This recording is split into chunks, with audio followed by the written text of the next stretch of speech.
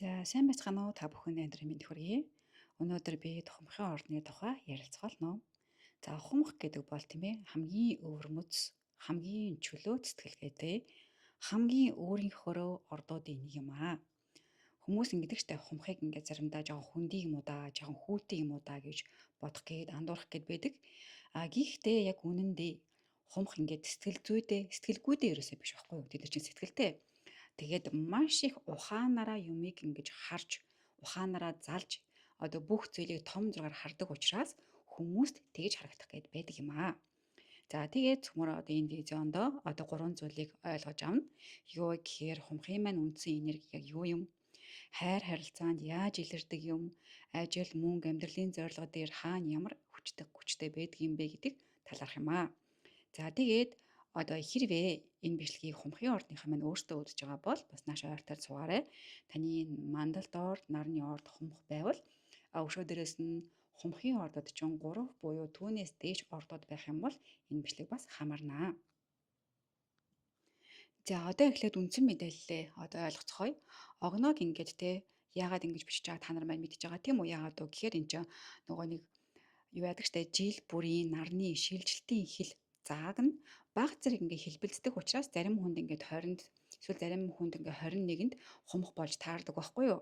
Тиймээс бид яг ингээ өөрийгөө хумх муу юм уу биш юм уу гэдгээ мэдгүй эргэлзээд ах юм бол нөгөө нэг өөрийнхөө төрсэн он сар өдөр цаг минутаа хийж иж өөрөө яг хумхын орд мөн үү биш үү гэдгээ бас мэдэх боломжтой байгаа тийм ээ.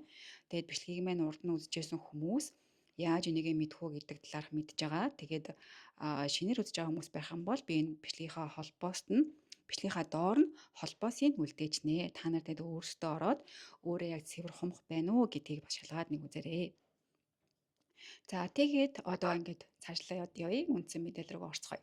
Хумх бол тийм үү? Одоо ингээд агаар мохоттой юм баггүй юу? За юу гэсэн үг вэ гэхээр одоо хумхын маань хүч нь бол одоо сэтгэл хөдлөлөөс илүү ойлголт одоо хүмүүсээс арай илүү санаа төрдөг. Тэгээд төр зүрийн зүйлээсээ илүүтэйгээр ирээдүйн зүйлийг олж хардгаараа ийм талтай учраас агаар мохоттой маш ихээр хамаарч тэр агаар мохотоос энэ энергийг маш их өөртөө шингээж авч байдгаа.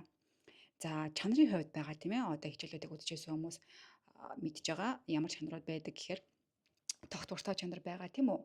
Тэгээд хувьсамтгай чанар байна. Тэгээд одоо юмыг төрүүлж эхлүүлдэг чанар гэж байна. Тэгэнгუთ одоо хумх маань болохоор өөрөө тогтвортой энергитэй туул одоо тогтвортой чанар руугаа хамаардаг гэсэн үг. За энийг энгийнээр ойлгох юм бол ингэж бодно гэсэн үг. Одоо нэг шийдсэн зүйл дээр тогтож чаддаг гэх юм уу да. Тэгээд өөрийнхөө үзэл бодлоо бас хамгаалж чаддаг ийм тогтвортой байхгүй юу? За эргшээдэг гаригийнх нь хувьд болохоор одоо орчин үеийн астрологи тийм ээ Тэнгэрийн ван гаригийг одоо авч үздэг. Энэ маань болохоор шинжлэлтийг авчирдаг, эрх чөлөөний төлөө тэмцдэг, одоо өөрчлөлт бүхнийг авчирч чаддаг юм аа гэдэг санааг илэрхийлж яадаг. Харин уламжлалт талдаа болохоор санчир гариг маань эргшээж яадаг гэж үздэг.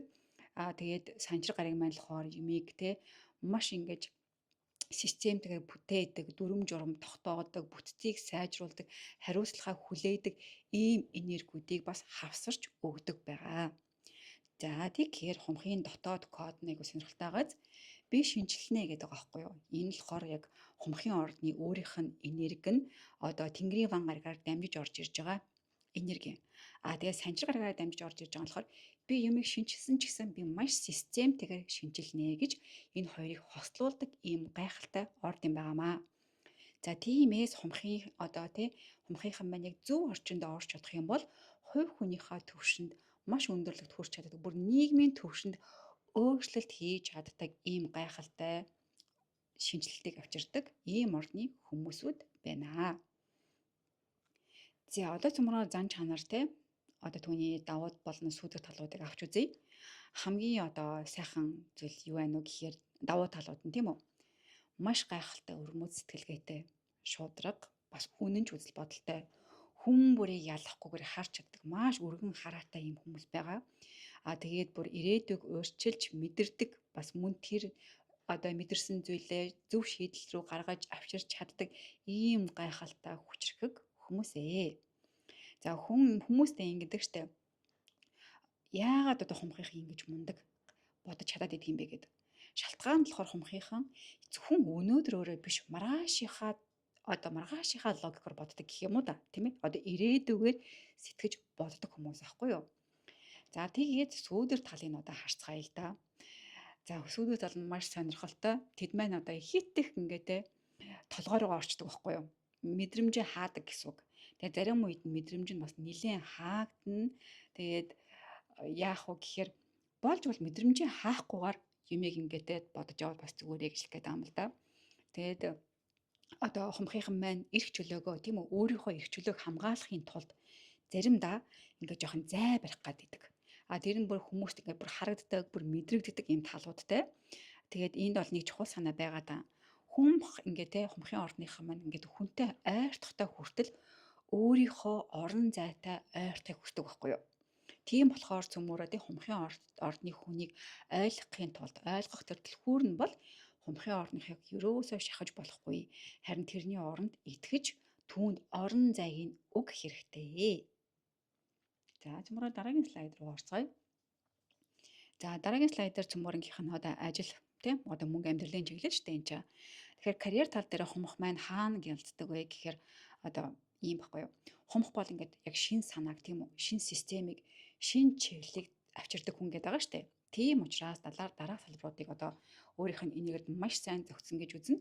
Үүнд шууд 1-8-т IT, технологи, инновац, судалгаа, шинжлэх ухаан, за тэгээд нийгмийн төсөл, хүмүүнлэгийн ажил, баг хамт олон бүр ялангуяа тэг community байгуулах хөгжүүлэлт тэгээд одоо ингээд юмэгтэй бүтээлч байдал дээр одоо стратеги нэмж одоо санаа гаргаад тэргээ систем болгох энэ бүх чиглэлүүд юм байна.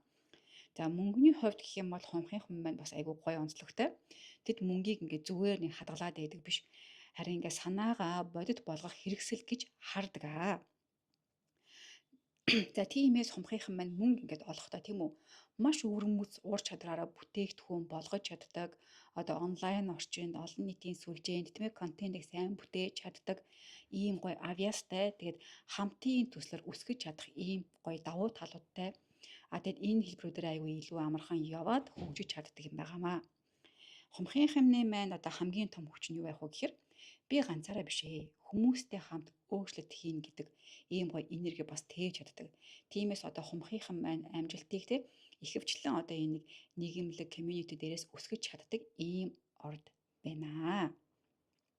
За одоо цөмөрөө хүмүүсийнхээ хамгийн сонирхдаг хэсэг рүү орцгоё. Хайр ба тохирох орд тийм үү? За тэгэхээр одоо хумхын хайр бол ингээд ерөөсөө драм биш баггүй юу? Ерөөсөө жүжиг ерөөсөө биш. Хумхийнхан маань ингээ хайр дээр те ингээд найз шиг гоё ойлголцохыг хүснэ, хамтдаа өснө дэвжихийг хүснэ, хүний эрх чөлөө хүндэт хүндлэн тийм үү? Яг үүнийхээ зэрэгцээ өөрөө ч гэсэн эдгээрийг бас хүртэж мэдрэхийг бас хүрснэ.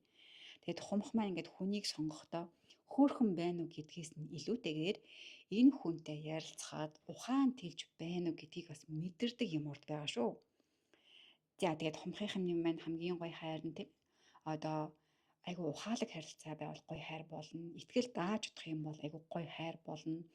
Хүмүүр өөрийн гэсэн амьдралтай гэдгийг мэдэж явах юм бол хоёр бинээ хүндэлж явах юм бол айгу гоё хайр нь болж чадна. Тэгээд бас хамтдаа нэг том мөрөөдөлтэй байх юм бол энэ хайр чинь маш урт удаанаар хумхын ордныхонтой үргэлжлэн тогтох болно. За гэхдээ бас нэг анхаарах зүйл байгаа тийм ээ. Одоо ингээд за sorry шүү.